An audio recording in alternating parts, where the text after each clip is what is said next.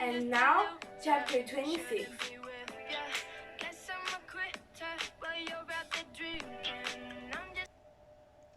That winter I did not go to the reef at all. I ate the things I had stored and left the house only to get water at the spring. It was a winter of strong winds and rain and wild seas that crashed against the cliffs, so I would not have gone out much even if Rontu had been there. During that time I made 4 snares from notched branches. In the summer once, when I was on my way to the place where the sea elephants lived, I had seen a young dog that looked like Rontu. He was running with one of the pack of wild dogs, and though I got only a glimpse of him, I was sure he was Rontu's son.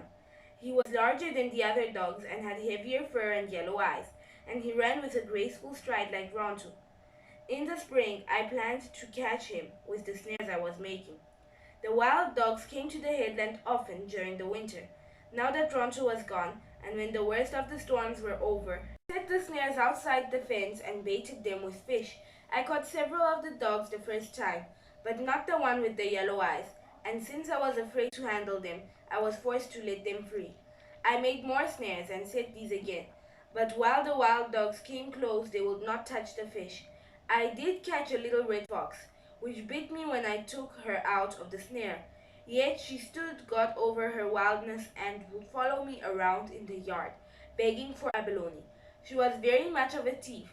When I was away from the house, she always found some way to get into the food, no matter how well I hid it, so I had to let her go back to the ravine.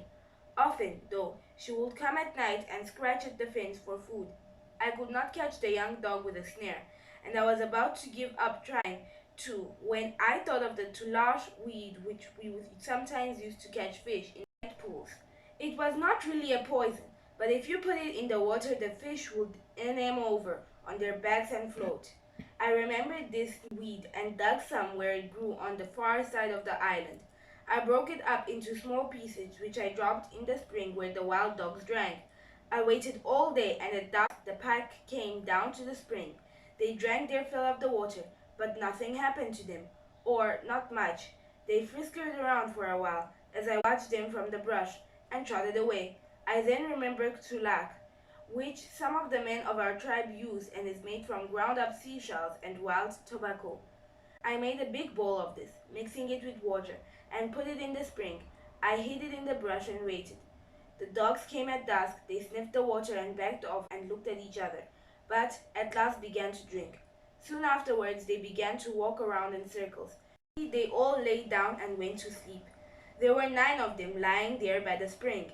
In the dim light it was hard to tell the one I wanted to take home, but finally I found him.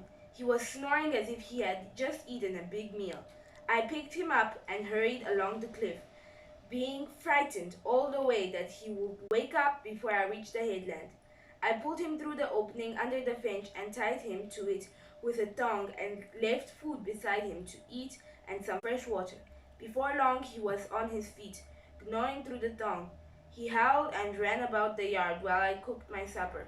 All night he howled, but at dawn when I went out of the house he was asleep.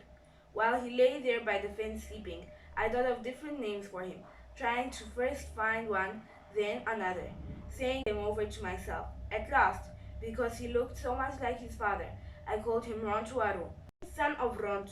In a short time he made friends with me.